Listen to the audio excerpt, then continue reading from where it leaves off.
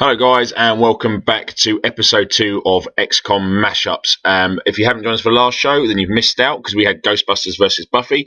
This show will see the magnificent A-Team face off against Stargate SG1's very own Special Forces team. I'm once again joined by Dave. Say hello, Dave. Hello, Dave.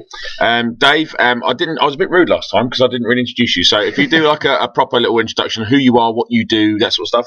Yep, that's cool. I'm editor of Point Man Reviews. We sort of review games, do a little bit in the news, really only on games that we actually find interesting. But and we basically go to events and help out a bit. That's really us in a nutshell. Okay, cool. That's all we need really.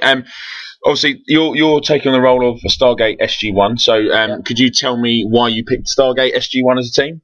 Because SG1's just awesome. I mean, come on, who doesn't want to see Sam Carter in a nice military uniform? That's Amanda Tapping, isn't it? Is Yeah. it Amanda Tapping? Yeah. Yeah. I'm not gonna lie. She's a very attractive lady. She's a bit old now, though, Dave. Yeah, but you know, just experience, just. Yeah, no, I'm not denying the experience, but I would say she does look like a bit of like a melted candle. If I have to say it now, Wow. just Okay. gonna say candle face. So, anyways, yeah. So you're doing Stargate SG1. It was obviously a team based off the film, wasn't it? It's done like 8 series. A lot of Yeah, series, and there's then- like 10 series of SG1, and there's like Universe, and then Oh, wow. which we don't really talk Okay. about. And There's a lot of it. There's a lot of Stargate. There's a Okay, lot of Stargate stuff. you've gone for the classic Stargate team. So talk us through your team, what their roles are, and why you set them for what they are. Because to remember, guys, for those who just joined us, when we create the teams, we try very, very hard, under 20,000 points, Yeah.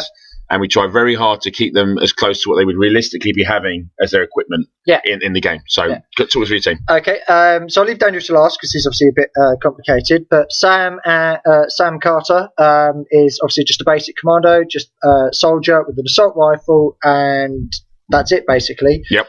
Because that's exactly what she was. She was just an airman in the film, so we gave her the same closest assault rifle as well. So no plasma, nothing like that. That's not true. They do actually have laser pistols.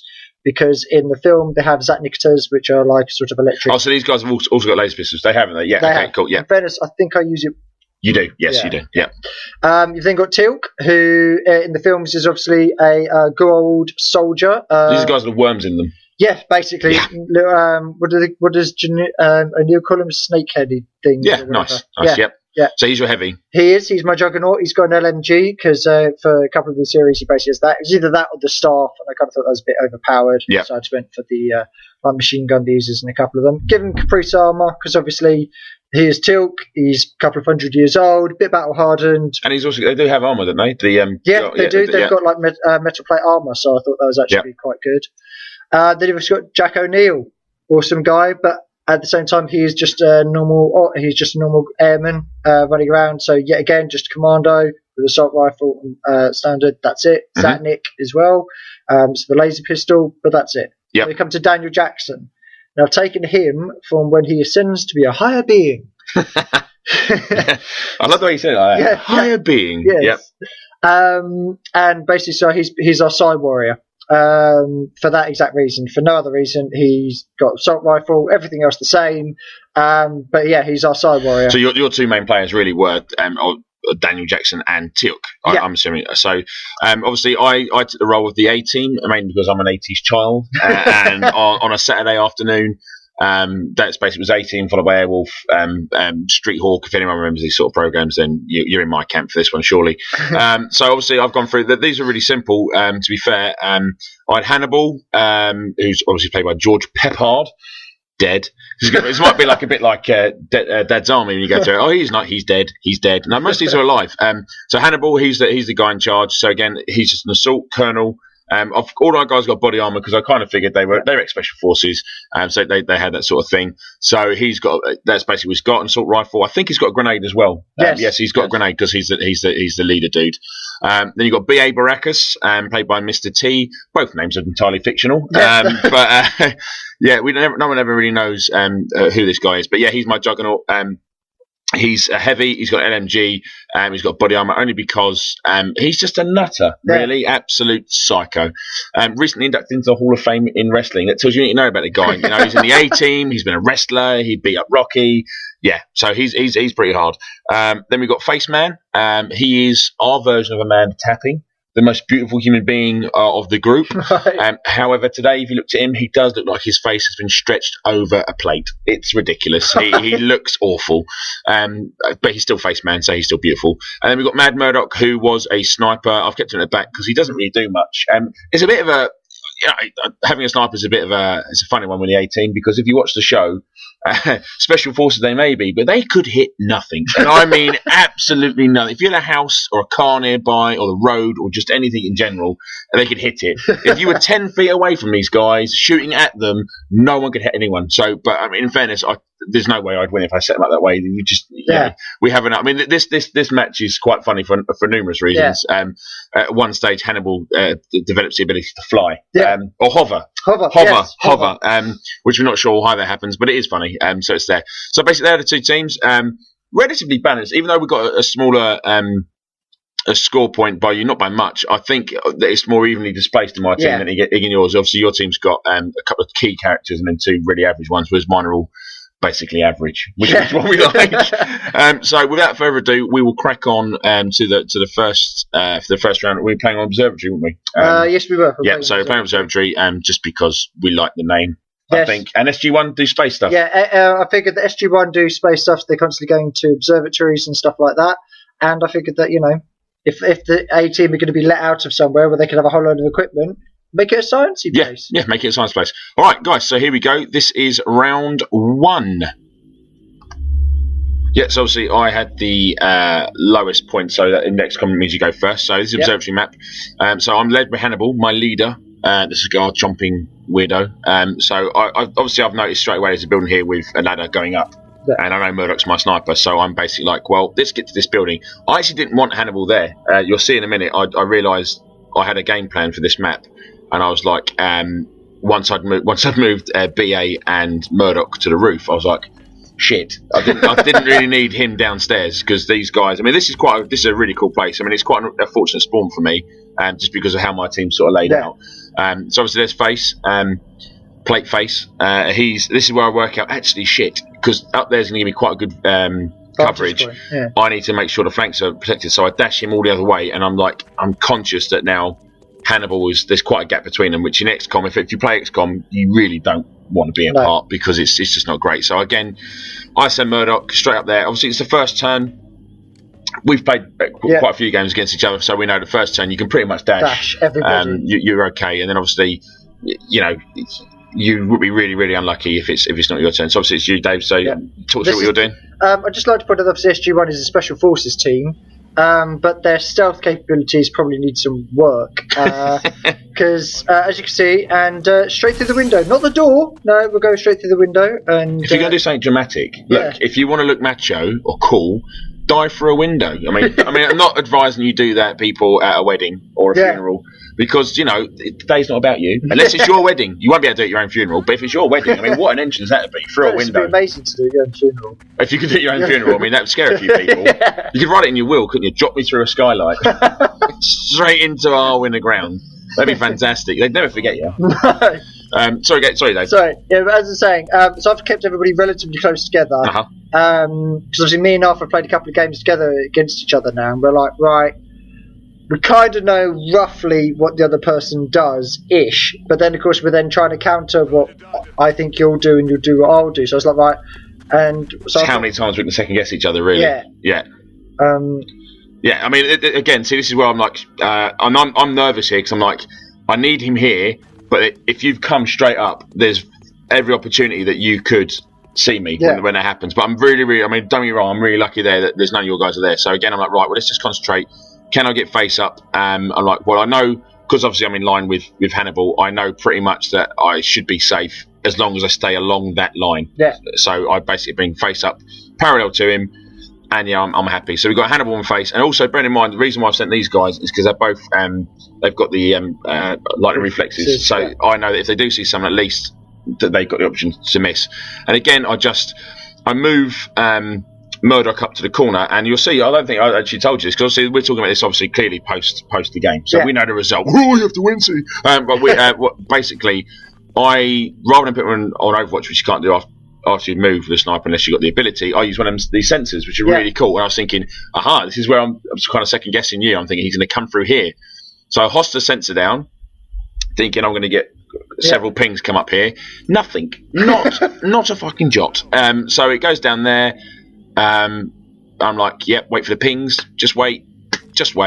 And I'm like, Murdoch, you useless tit. So again, I'm quite confident numbers like that, but I whack BA up next to him. I don't want to be too close because I'm aware that you have a heavy in your team. So I'm like, I know you've also got a rocket, so I don't want to get. I mean, in fairness, they're still too close. Too close. They'd still be within the splash radius. Yeah. Just to make it smash through the window, pop open the door. Yeah. But also, me and Arthur know exactly what each other has before each game, because we want to make sure that it's not like, for instance, I didn't take, like I said with Teal'c, I didn't take a plasma gun to represent stuff, thing, and it just make the game completely unbalanced.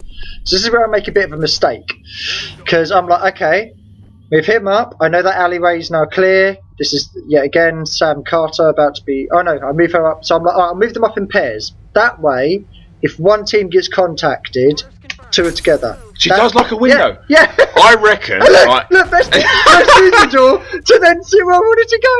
So I reckon one of her family's a glazer. Yeah. Just getting the extra work in afterwards. So I was like, all right, okay. So I'm pretty sure now that I should be able to rush up ahead with relative cover, because I'm like, all right, you can't see me there, you can't see me there. I was like, that's not a door. I should be safe. As you can see, I didn't want him to go around that way. No, that's a bad way to go. So obviously, I'm really lucky. Obviously, and the thing is, it's Teal'c as well. So I'm like, shit. I know it's a heavy. So the reason I use a grenade, now technically, grenade, I think it does up to 3 damage. Yeah. Now the reason I use a grenade is not just because I want to hurt him; it's because I want to remove the cover. Yeah. So I obviously the grenade goes out, and also I'm fairly certain that he's going to die. So I want the grenade in play before he's dead. So there we go. So Hannibal's done his thing, and the other great thing that I've got in my team is I've got Murdoch, and Murdoch has squad sight. So I'm aware that Murdoch's there, and I'm thinking, do I want to give away his position? I was kind of fairly certain you knew he would be somewhere above. Yeah. So again, I was sort of looking at where can I move Faceplate, which is going to be his name now. I've decided. This is Faceman before he was Starbuck. No, after he was Starbuck, but before he was a girl Starbuck in the news. This guy. So this is pre-transgendered Faceman. Quite close. Double tap. Get a critical. And I'm like, yes, I'm going to do him. And then it's XCOM. We missed the second shot. So I'm forced. Obviously now with squad sight, this is one of the great things about having a sniper back, and it's a killer British shot. sniper, so you know he's not going to miss. Well, nothing's for certain in this game, as you're about to find out. So it's a 9-shot critical, and you're not out, but I mean, for the essence of the game, you're dead. So so I'm very, very lucky here because I know that that's one of your key players out the game. And in fairness, immediately as soon as that happened, I was like, I may have been saying some words that maybe are not. There were a few expletives. Yeah. We were sat near each other, and there was some exotic Latin words. Yeah. I think with what I would like to describe. So I was now like balls, and Neil is too far back effectively to do anything. But I don't really want to pull him over to those other 3 because I now have a rough understanding where most of your force is, and I'm like, I don't want to rush him. So I use run and gun. Yep. That means I can rush and still attack. Such a great little perk, run and gun. Yeah. So I was like, okay, I'm going to try and take out that guy stood right there. So you attack transgendered faceplate. Yeah, and 4 damage. And I think I do another. I do 3. So I was like, that's not really as much damage as I was hoping to do. So more damage than I was hoping to do. I'm like, right, I really need that person now dead. It's worthwhile me putting people in danger to make sure that we almost 1v1. So it's like, okay, right, I'll run and gun. Yep. So I was like, okay, right. And then when I saw this, I was like, balls. Okay, I now know where his heavy is. So I suppose you know where all my team is now, yeah? Yeah, and I'm like, but this is not good. Because I'm now basically, now this is where I'm like, right, I've got him, he's dead, he's out, awesome. And I do believe, 1 miss, followed by a quick and swift, another miss. Yep. And I was like, not what you need really at that stage. Yeah. And I'm like, I know. Do you know what it was? They were in awe of Faceplate. Yeah. And they looked at me, this guy is so beautiful, but I can't shoot him. I can't shoot him in the face. So I think I even put like Samantha actually like proper in danger to try and get this kill because I'm like. See this? I mean, I suppose this is maybe sometimes in XCOM you've got to go aggressive to sort of take the enemy down, but I think this maybe is one of the undoing moments, or could have been until what happens shortly thereafter. Yeah. So I'm like, okay, rush her up. Should still have shots on. I do, but then I look at the chance to hit, and it's like, So I was like, what do I do? I'll try it, hit. I'm like, awesome. And I do that. And Eventually, I was like, Colonel Face was killed. You bastard. See, it takes your melted face person to kill my melted face person. There you go, you can see. So she's in half cover, but flanked. So I was like, I knew she's now in trouble. Yeah, I mean, I knew you were clustered up there. So BA doing BA's thing. It's just like, right, I know you're down there. It's very rare in a multiplayer game that we'll get troops so close together. So I thought, I'll just put the rocket in, do as much damage. Now, when I fired a rocket, I don't think I see the other guy get. I only see 8 come up, so I only think I injured one of you. But I did injure the other person. I'm sure I did. Yeah. So I now know that obviously you're in danger. I've got Murdoch again, 100% chance to hit. I'm elevated position. You're semi-flank. I knew this was a kill. So sniper. Yeah. So it was, all right, we get it. We get it. Right. So again, so that's 2 of your guys down and 1 of mine. So it's still I'm in a good position here.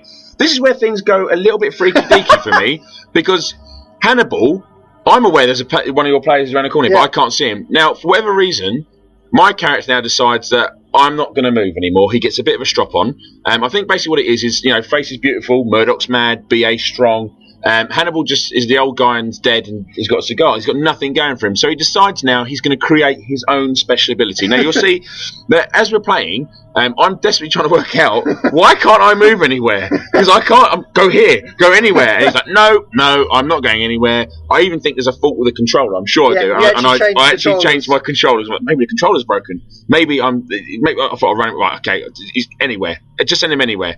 To the back here, around the corner there. I'm hammering the A button, nothing's happening, and I'm screaming at Dave, this isn't fair. The injustice of this guy having a strop is unbelievable. I mean, you can see I'm starting to panic now, because the other thing about this is there's time. We've got 120 seconds. Had this been, like, sometimes we do like a 30-second round, which is like speed chess, I'd have been terrified. But there you go. I'm actually disconnecting my controller, because I'm like, please, Hannibal, right? I know you used to be in charge, but I'm the leader, so I think I just settled for balls. I'll just stick him on Overwatch. I'm sure you can see him, but I didn't realise that you can't. You actually can't see him. But I'm thinking, well, he's dead. He is so dead because I can't move him anywhere. So I think in a minute I'll get fed up and I sort of put him on a naughty step and say, fair enough. If you die, you die. Yeah. So that's it. So I was like, okay, that's all my guys done. We're 3 for 2, but I'm fully expecting him to die. Now, they're very close to each other. Yeah, they are. But we can't see each other, which is a bit lucky.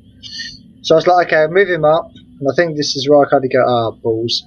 Yeah, that's it. So I was like, I know there's somebody there, but I can't see him. Yeah. So I thought, right, I'll put O'Neill. I think I put him in the corner in the end. I'm like, because I wasn't too sure if I put him at that corner, would I get sight on that person or not? Yep. I was like, I don't know, but it's worth it because then you're in double cover and I can still shoot. And I get to see one person, and not even the guy I want. So in fairness, though, it's the sniper. Yeah, it's the sniper. So, but I think I miss. I think I get either one hit or I miss both. Yeah, you definitely hit him. I'm sure you hit him. So the first one's a miss. And the second, it had them both them hit. That could have been a real game because obviously Murdoch in that position is in a really dominant position for me. So I'm now like, okay, I now need to move Jackson up and basically finish him off or do something. Bearing in mind, I've used my run and gun, so it's a 2-turn cooldown. So I'm like, okay, now I know that guy is to my left. I'm very aware of that, but I'm like, I don't know why. So this is planet controlling Mind Man, isn't it? Yeah. Yeah. So I was just like, right, Jackson, get up there. And I'm like, okay. And immediately I'm like, I know BA's up there. Somehow though, Murdoch appears to be levitating now off the map. Yeah, yep. which is brilliant. Yep. So I'm like, Mind Fray does a lot of damage, but how much? Panic, that can be quite good, but Panic can work and 25% chance to hit as well. Yeah. So I went, okay, Mind Control. Bang. Sweet. Now this is now taken. These two things, you mind controlling him and Hannibal throwing a strop has now put me in a bit of, because I'm like, I was in a really commanding position and now my sniper is on your team. It's gone from being 3-2 my advantage, 3-2 your advantage, and one guy he just doesn't want to move. So I'm like, you see, I'm just hammering a button and somehow he just takes flight.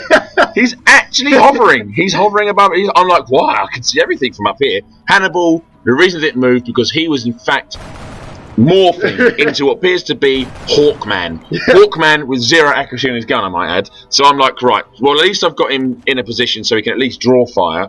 I'm looking at now. There's a moment here where BA's like, I'm gonna kill you, fool. But I was like, no, I can't. So I literally leap him off the building. I'm like, right, I know XCOM is basically kill the guy that's mind controlling your guy. he's free. So XCOM, so obviously BA jumps down, and it's a lot of weight as well. In fairness, all them gold chains. Yeah, exactly. So look again. One night I look at Murdoch and goes, you know what? Not tonight, mate. I'll keep you alive. So basically, my idea was I can absorb quite a bit of damage. I'm looking at it, I'm thinking, you're on 2 health. Even if it's a trade, I'm still going to be 2 for 1 at the end of it. So we run around the corner. You're close combat specialist though, whilst I'm moonwalking. I mean, he has time to dance. I'm just dancing away. BA runs up and goes, right, whatever. And when next, so I'm thinking, right, next turn, you're mine. So again, this is my immediate reaction was awesome. Well, who can I hit? And I'm like, what? Floaty man. This is the thing. It's like, how do I not have a crit chance on that guy when he is in midair? Effectively. I'm fairly certain something horribly wrong here. Yeah. But because half of my team are now flying. So I've now gone for the critical one. So I've selected the gold one, and it's like I do 4 damage. I'm like, what? Yep. Okay. I was like, I'm not going to go for BA even though I've got the flank. And I was like, on this one, I'm like, that's a lot of damage I could do. But you're out of ammo though. Yeah, I think that's what it is. You must realise it. I was O'Neill, you're out of ammo, yeah. So I was like, O'Neill's reloading. So I'm like, I now need to just run him, basically. Yeah, because you're only going to get 1 shot. You can't even double tap there because you only got 1 shot. Yeah. So I'm like, oh, balls. Okay. See, I was worried here because I thought if this goes on some sort of mad A-team style chase, right, we're going to go all around the map here. No one's going to hit anything because that's just basically how things are going. Right now, do I go to the van? Yeah. Because I'm literally portaging for a long time, and I'm like... And then you realise, oh, there's a window there I haven't broken. Yes. This house needs more broken windows. So, but then I was like, where do I put him? Because I was conscious of where you could see him in one move and attack, if that made sense. Yeah. So I'm like, right, well, I need to put him somewhere where he's in full cover, but I put him at the corner of a building, like all this kind of stuff, and as you see, I'm taking quite a while, and I'm like, oh, that would do. He's away from the window, he's not it, window broken, same car, I'll be happy. Yeah. She's going to get a lot of commission. She is. A lot of commission. So I'm now like, right, I'm going to come back to Hannibal in a minute, because you're having some sort of paddy. My primary concern here is I need to get... Oh, no, I do go first with him. Yeah, I'm like, right, okay. Let me shoot someone, anyone. I can see my own guy, which I don't want to do. So we're going to go double tap.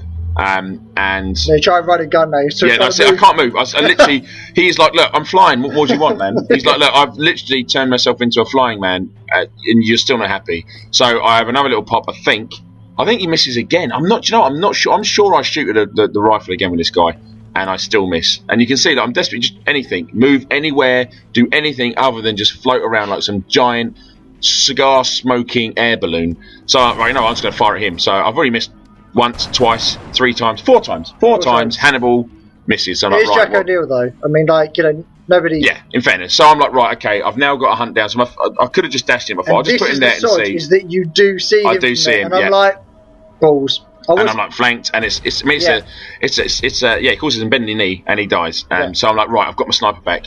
I'm now quite confident this is my game, unless something else happens to my team. They have some sort of other shit fit. So yeah, you're still on the rifle in a minute? Yeah. Yeah. And this is where I swear at the screen, because I'm like, 2 damage. He's that close, 2 damage.